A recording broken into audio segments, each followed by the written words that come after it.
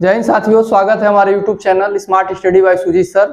पढ़ना नहीं है बल्कि समझ करके पढ़ना है।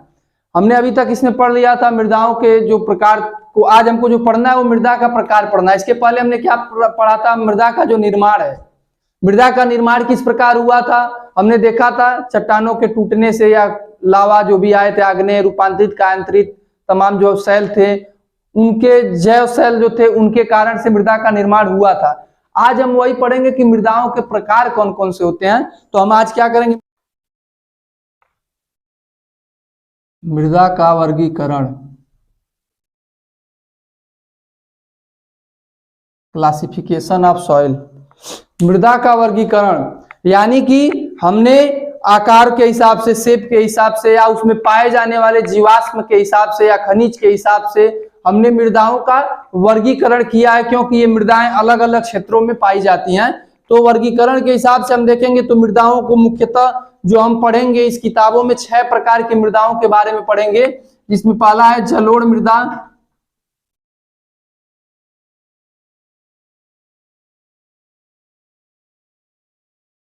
जलोढ़ मृदा, उसके अलावा काली मृदा, लाल और पीली मृदा,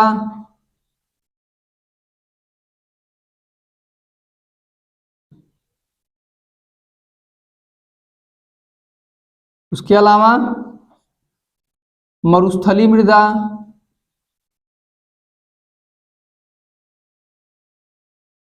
लैटेराइट मृदा,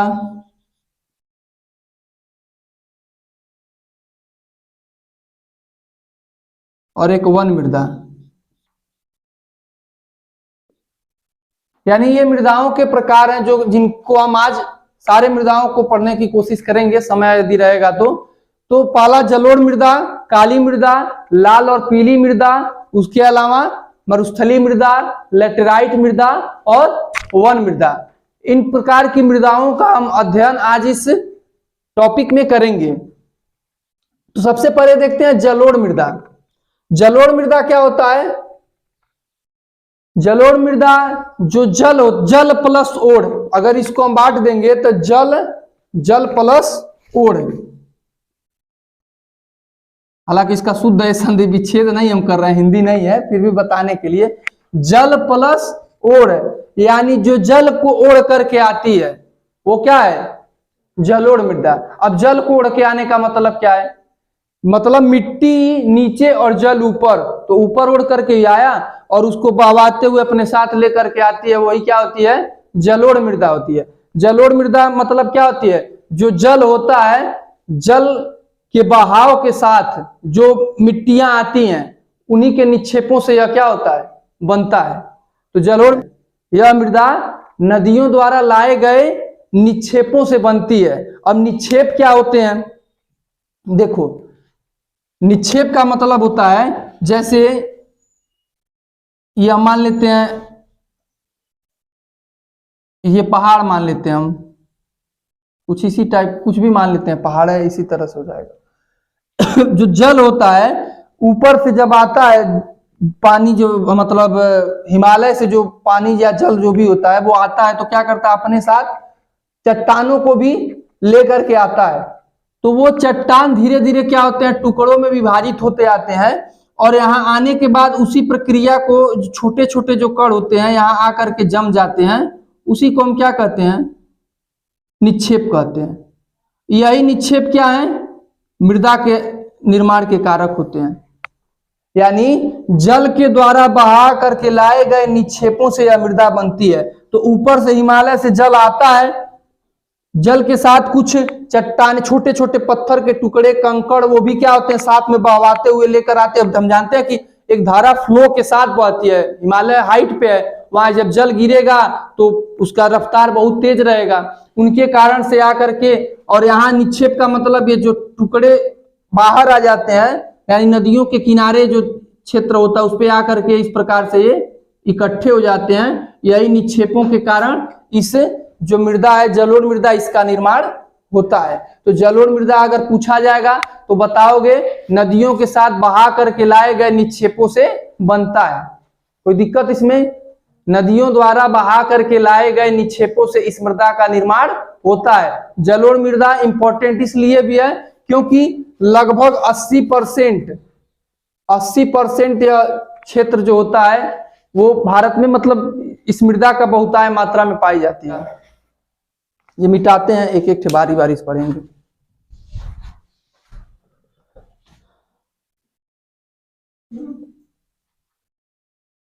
अब स्थान की बात किया जाएगा तो स्थान में क्या हो जाएगा,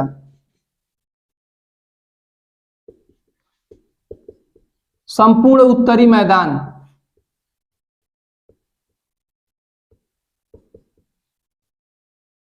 संपूर्ण उत्तरी मैदान का मतलब क्या है, जो पूरा उत्तर का मैदान है। उत्तर का मैदान का मतलब जैसे भारत हमारा देखते हैं तो कुछ इस प्रकार का शेप होता है। जैसे उत्तर का मतलब होता है ये ऊपर वाला क्षेत्र, ये ऊपर वाला जो क्षेत्र होता है वही क्या है, ऊपर वाला तो पहाड़ी क्षेत्र है, उसके नीचे वाला ये जो पड़ता है यही उत्तर का मैदान। यानी कि जैसे हम देख लेंगे उत्तर प्रदेश देख लेंगे, राजस्थान देख सकते हैं, उसके अलावा पंजाब भी हो सकता है, गुजरात भी हो सकता है। यही हमारे क्या होंगे, उत्तर के मैदान तो यही है। उत्तर प्रदेश, उत्तर, यहाँ तो और सबसे ज्यादा मात्रा में पाई जाती है जलोढ़ मृदा। तो यह स्थान अगर पूछा जाएगा, क्योंकि परीक्षा में ज्यादा स्थान पूछता है, तो संपूर्ण उत्तर का मैदान, जिसको मैप पता होगा वो जान जाएगा कि हाँ संपूर्ण उत्तर का मैदान मतलब ऊपर की ओर है। उसके अलावा और भी क्षेत्रों में पाई जाती हैं तटीय मैदान। पूर्वी तटीय मैदान का मतलब क्या है, तट क्या होता है, किनारा। तो पूर्वी तटीय मैदान का मतलब होता है ये जो हमारा इधर वाला क्षेत्र होता है, जैसे भारत का अगर हम बात करें, ये इस टाइप का नीचे वाला क्षेत्र होता है। तो पूर्वी तटीय मैदान का मतलब अगर हम इधर से जाएंगे, 4 डायरेक्शन बनेगा, तो उत्तर इधर हो जाएगा, दक्षिण, पूर्व और पश्चिम।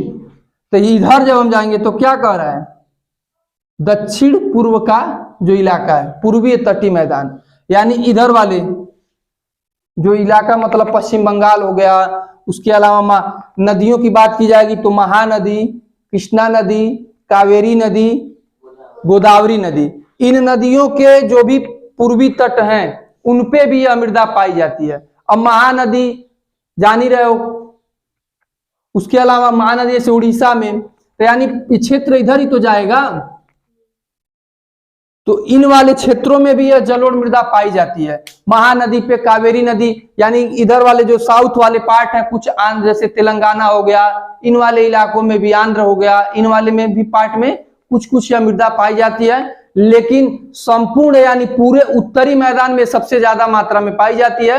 80% लगभग ये भारत के जो मृदा है उनमें 80% इनका स्थान होता है, क्योंकि यह कृषि योग्य अच्छी भूमि होती है। कृषि के हिसाब से देखा जाएगा तो यह भूमि बहुत अच्छी होती है। इनका निर्माण किस प्रकार से होता है, को भी 2 भागों में बांटा गया। किसको, जलोढ़ जो मृदा है इसके 2 प्रकार हैं। जलोढ़ के 2 प्रकार, पहला क्या है, एक होता है खादर,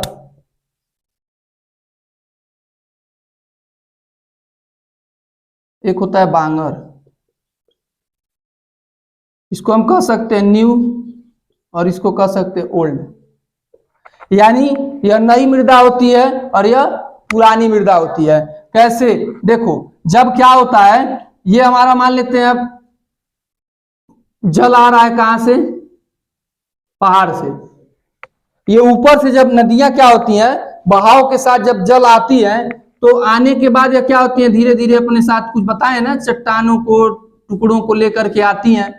उसके बाद निक्षेप का मतलब क्या होता है, आने के बाद एक किनारे पर उनको क्या करती हैं, एक किनारे पर वो जो छोटे छोटे कण होते हैं वो एक जगह पर आकर के क्या हो जाते हैं, इकट्ठा हो जाते हैं। जैसे ऐसे ऐसे आकर के वो क्या होंगे, इकट्ठा हो जाते हैं। ये जल ऊपर के साथ आती है हिमालय से।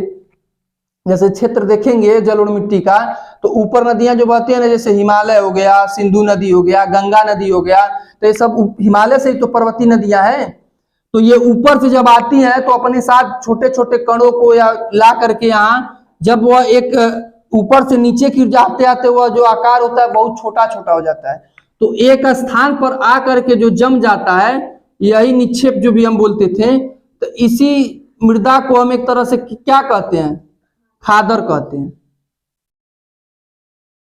यानी ये नई मृदा आ गई तो ये क्या हो गई, खादर हो गई। और यही मृदा जब क्या होती है, धीरे धीरे स्थान से इधर खसकती है, क्यों, क्योंकि नई मृदा फिर आती है, ये प्रक्रिया तो चलती रहती है। तो ये वाली मृदा थोड़ा सा इधर आ जाएगी, अब इधर यह मृदा आ जाएगी तो ये यानी पुरानी हो गई। तो इसी पुरानी मृदा को हम क्या कह देंगे, बांगर कह देंगे। यानी ये नई वाली मृदा खादर और पुरानी वाली मृदा बांगर, यह मृदा जब इकट्ठी होगी कुछ समय बाद फिर इधर आएगी तो यहाँ फिर नया वाला आ जाएगा, तो नया वाले का स्थान यहाँ पूरा पीछे वाला लेगा ही। तो जो पुरानी मृदा हो जाएगी वो क्या हो जाएगी, बांगर। अब बताओ उपजाऊ इन दोनों में कौन ज्यादा रहेगा, ज्यादा खादर रहेगा। क्यों, क्योंकि ये नई मिट्टी है और इसके जो कण होते हैं वो महीन होते हैं, और ये वाला जो होता है पीछे चला जाता है, इसके जो कण होते हैं वो क्या होते हैं, मोटे कण होते हैं। तो अगर उपजाऊ के हिसाब से देखा जाएगा तो ज्यादा उपजाऊ वाला ये रहेगा, और उससे थोड़ा कम उपजाऊ वाला क्या होगा, यह रहेगा। क्यों कम रहेगा, क्योंकि यहाँ मोटे कण पाए जाते हैं और यहाँ महीन कण पाए जाते हैं। इसमें भी देखो 3 क्षेत्र पाए जाते हैं। क्या होता है, एक जैसे सुने होगे नाम, द्वार बोला जाता है, द्वार, चौ, तराई, नाम सुनते भी होगे। अब ये है क्या, द्रव मतलब द्वार होता है, द्वापर मतलब नहीं, लोग कहते द्वाबा क्षेत्र में रहते हैं, इस तरह का कुछ बोला जाता है।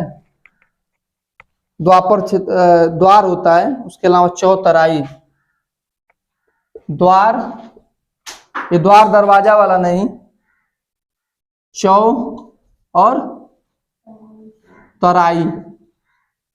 अब देखो द्वार जो होता है, चौ होता है, तराई होता है। अब इनमें सबसे ज्यादा उपजाऊ तराई वाला क्षेत्र कौन सा होता है, जैसे देखो इनमें हम मानते हैं, जैसे ले लेते हैं, मान लेते हैं पहाड़ हमारा है, पहाड़ तो सही बन नहीं रहा है लेकिन चलो ठीक है, ये मान लेते हैं पहाड़ है। अब इनके किनारे यहाँ आकर के ये वाला जो क्षेत्र होगा, ये मान लेते हैं जल है, नदियां हैं, नदी के किनारे वाला ये जो क्षेत्र होगा उसको हम क्या कहते हैं, तलहटी कहते हैं।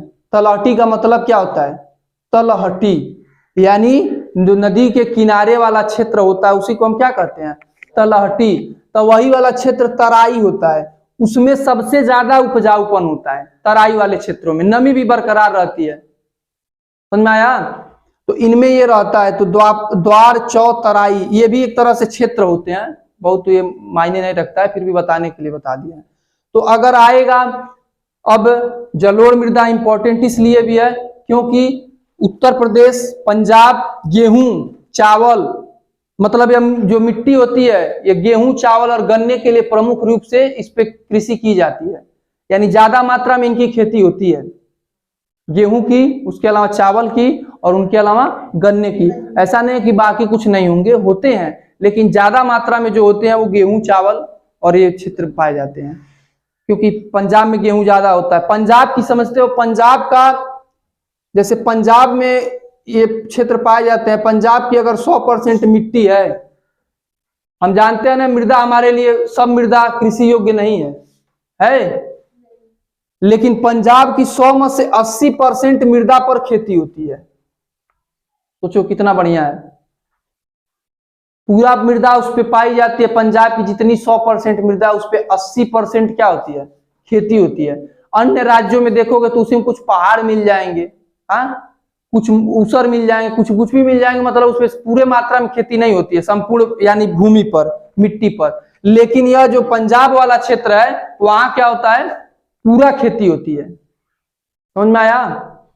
तो जलोढ़ मृदा के बारे में पूछा जाएगा तो बता दोगे, यह नदियों द्वारा बहा करके लाए गए निक्षेपों से बनती है। 2 प्रकार की होती है, खादर, बांगर। खादर नई होती है, बांगर पुरानी होती है। खादर ज्यादा उपजाऊ होती है और उसकी अपेक्षा में बांगर थोड़ी कम उपजाऊ होती है। खादर में महीन कण पाए जाते हैं और बांगर में थोड़े से मोटे कण पाए जाते हैं, यही कारण होता है। तो खादर बांगर ये हो गया। उसके बाद पूछेगा स्थान, तो बता दोगे संपूर्ण उत्तरी मैदान। अब उत्तरी मैदान का मतलब ऊपर वाला जो भी मैदानी भाग है उसको बता दोगे। उनके अलावा पूर्वीय तटी, मतलब जैसे कृष्णा, कावेरी, गोदावरी, इन महानदी, इन नदियों वाले किनारे वाले क्षेत्रों में भी ये क्या होती हैं, पाई जाती हैं। तो ये हमारी जलोढ़ मृदा हो गई। फिर तो बताना तो पड़ेगा मैप में, हालांकि कई जगह ऐसे हैं जैसे इलाका कई जगह, लेकिन बहुतायत मात्रा में हमारा उत्तर प्रदेश ऑप्शन के हिसाब से, मतलब उत्तर प्रदेश में ज्यादा मिलता है। पंजाब में, राजस्थान में, गुजरात में पूरा नहीं है, थोड़ा बहुत, लेकिन अपने उत्तर प्रदेश में ज्यादा है, पंजाब में भी ज्यादा है। अगली जो हमारी है वो है काली मृदा।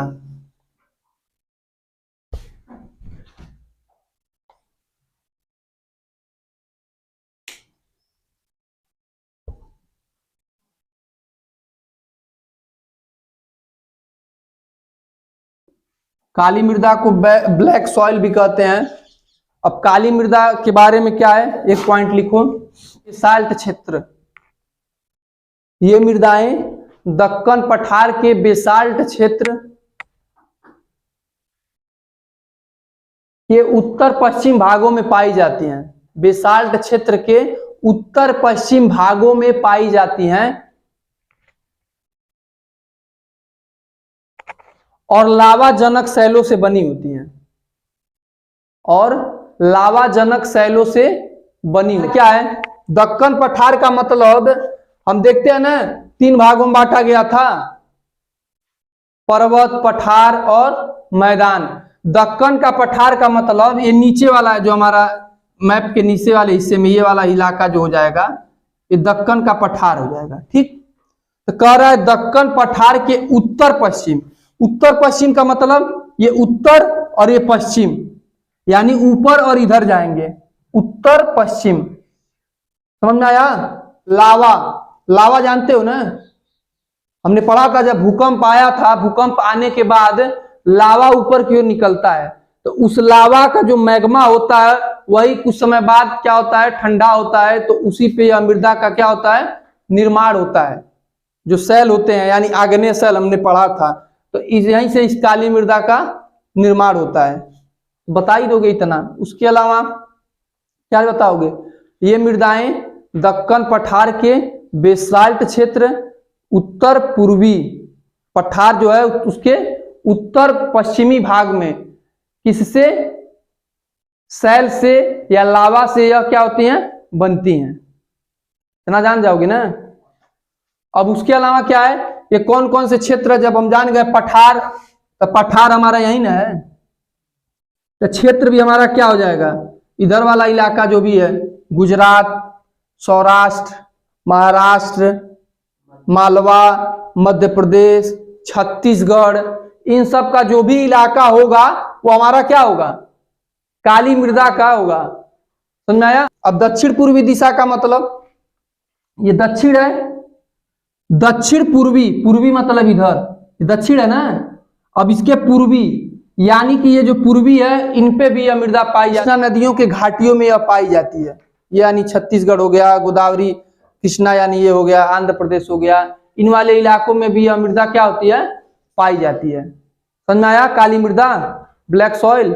इसको अन्य नामों से भी जाना जाता है। इसको काली कपास मृदा भी कहा जाता है, इसको रेगर मृदा भी कहा जाता है, या रेगुर मृदा भी कुछ लोग कहते हैं। रेगुर मृदा में ईंट, यानी इस मृदा का निर्माण होता है, नाम रखा गया रेगुर भी। तो काली कपास मृदा या काली मृदा या रेगर मृदा, ये तीनों बता सकते हो। स्थान की बात करेगा तो पठारी के उत्तरी पश्चिमी भागों में, उसके अलावा दक्षिणी पूर्वी भागों में कृष्णा महानदी, कृष्णा और उसके अलावा कावेरी, इन नदियों पे। हाँ, इस पे कपास ज्यादा मात्रा में पाए जाते हैं। कपास की खेती के लिए यह क्या है, उचित मृदा है, क्या बोलते हैं। जलोढ़ वाले में क्या क्या पाए जाते थे, पोटास, फास्फोरस। जो जलोढ़ मृदा थी उसमें पोटास और फास्फोरस की मात्रा ज्यादा पाई जाती थी। उसी प्रकार इसमें क्या पाई जाती है, कैल्शियम कार्बोनेट, मैग्नीशियम, पोटास और चूने जैसे पोषक तत्वों से परिपूर्ण होती है। लिख लो, पौष्टिक तत्वों से परिपूर्ण होती है, चूने जैसे पौष्टिक तत्वों से परिपूर्ण होती है। इसके अलावा गर्म और शुष्क क्षेत्रों में इसमें गहरी दरारें पड़ जाती हैं। गहरी दरारें समझ रहे हो, गड्ढे पड़ जाते हैं। नहीं देखते हो नदी के किनारे उनारे मिट्टी जैसे फट जाती है तो बीच बीच में वो हो जाता है, लाइनिंग हो जाती है, तो खेत में भी हो जाता है। जैसे ज्यादा सूखा पड़ेगा तो दरारें पड़ जाती हैं। दरारें पड़ने का मतलब क्या होता है, जैसे ये मिट्टी मान लेते हैं इस प्रकार से खेत, उसमें बीच बीच में ऐसे ऐसे पड़ जाते हैं दरारें मिट्टियों के, तो ये उसमें भी हो जाता है शुष्क क्षेत्रों में। जब गर्म और शुष्क क्षेत्रों में इसमें दरारें भी पड़ जाती हैं। काली मृदा कपास के लिए एकदम परफेक्ट होती है। क्षेत्र जानी गए महाराष्ट्र वाला, सौराष्ट्र वाला जो भी है, ये भी इस इलाके में भी मिलते हैं, और दक्कन के पठारों में। इसके अलावा दक्षिण के पूर्वी यानी जो कृष्णा है, कावेरी है, उन नदियों पे भी। समझ आया ना। उसके अलावा अब क्या है, लाल और पीली मृदा।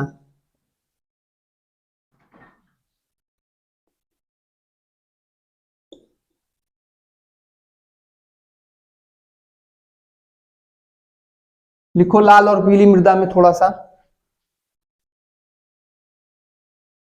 दक्कन पठार के पूर्वी और दक्षिणी हिस्सों में,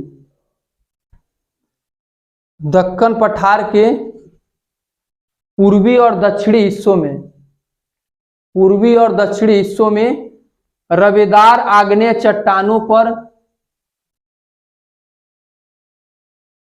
रवेदार आग्नेय चट्टानों पर कम वर्षा वाले भागों में, कम वर्षा वाले भागों में विकसित होती है। जैसे दक्कन का पठार, नीचे वाला पार्ट यही है, दक्कन का पठार मान लेते हैं ये। पूर्वी और दक्षिणी का मतलब क्या है, दक्कन पठार के ये पूर्वी हो गया और ये नीचे दक्षिणी हो गया। ठीक, दक्कन पठार के पूर्वी और दक्षिणी भागों में रवेदार आग्नेय चट्टानों के, जो रवेदार होते हैं उन आग्नेय चट्टानों के जो कम वर्षा वाले भाग होते हैं उनमें इसका विकास होता है। किसका, लाल और पीली मृदा का, यानी वहां वर्षा कम होता है, उन क्षेत्रों में इनका विकास होता है। जैसे हिस्सा कौन सा हो जाएगा, क्षेत्र उड़ीसा छत्तीसगढ़, उड़ीसा छत्तीसगढ़, क्योंकि यही क्षेत्र तो पड़ेगा, पूर्वी कह रहा है तो पूर्वी में उड़ीसा आ जाएगा, यहाँ छत्तीसगढ़ आ जाएगा, उड़ीसा छत्तीसगढ़। उनके अलावा मध्य गंगा, मध्य गंगा मैदान के दक्षिणी छोर पर, मध्य गंगा मैदान के दक्षिणी छोर पर, और पश्चिमी घाट में पहाड़ी पर पाई जाती है, और पश्चिमी घाट के पहाड़ी पर पाई जाती है। ऊपर वाले क्षेत्र में भी पाई जाती है, गंगा वाला जो क्षेत्र होता है। उसके अलावा छत्तीसगढ़, यानी यहाँ थोड़ा बहुत जो इलाका है यहाँ वाला, इन क्षेत्रों में भी पाई जाएगी। मैप देखो, मैप अच्छे से देख लोगे तो मैप में समझ में आएगा जब इसे पढ़ना। अब हमारे पास डिजिटल तो बोर्ड है नहीं कि मैप प्रोवाइड कर सके, लेकिन यदि आप लोग जो भी पढ़ेंगे तो उनको मैप ले करके, जब क्षेत्र जैसे जैसे लिखा उन क्षेत्रों को जब हम मैप में देखेंगे तो वो चीजें हमको स्मरण हो जाएंगी कि कहाँ कौन सा इलाका है। अब जिसको मैप है नहीं पता रहेगा भारत का उत्तर प्रदेश कहाँ है, बिहार कहाँ है, तो वो मृदा के बारे में क्या अध्ययन कर पाएगा। तो आई होप कि इतना तो लोग जानते ही होंगे, 10 में जो हम पढ़ रहे हैं तो इतना तो पता होगा मैप की जो स्थिति है, किस प्रकार कौन से दिशा में। इसमें लौह धातु के कारण, आग्नेय रूपांतरित चट्टानों में लौह धातु के अधिकता के कारण, सिंपल बता दोगे कि इसमें लौह धातु की अधिकता ज्यादा पाई जाती है, इसी के कारण इसका रंग क्या होता है, लाल होता है। लौह जानते हो ना, लोहा, तो लौह अधिकता के कारण इसका रंग क्या होता है, लाल होता है। अब जल योजन का कारण का मतलब क्या है, जैसे जल योजन यानी जो जल यहाँ नीचे मान लेते हैं इकट्ठा हो जाएगी, उस जल के कारण इसका रंग क्या हो जाता है, पीला हो जाता है। तो पूछेगा क्वेश्चन यही, लाल और पीली मृदा, लाल मृदा का रंग लाल क्यों होता है, तो बता दोगे लौह की अधिकता के कारण। पीला क्यों होता है, जल योजन के कारण, बता दोगे ना। क्षेत्र कौन सा होता है, तो बता दोगे छत्तीसगढ़, उड़ीसा। उसके अलावा कुछ जो पूर्वी हैं, कुछ दक्षिणी भाग में भी, उत्तर के मैदानी भाग में भी, यानी इन क्षेत्रों में इन मृदाओं का निर्माण होता है, ये मृदाएं पाई जाती हैं। इनका समझ में आ गया ना, इतना बता ही दोगे। 3 मृदा हम पढ़ चुके हैं, जलोढ़, उसके अलावा काली मृदा और पीली मृदा। जलो पड़ा, हवा के लाए गए नीचे से बने, काली पड़ा कि जो लावा होता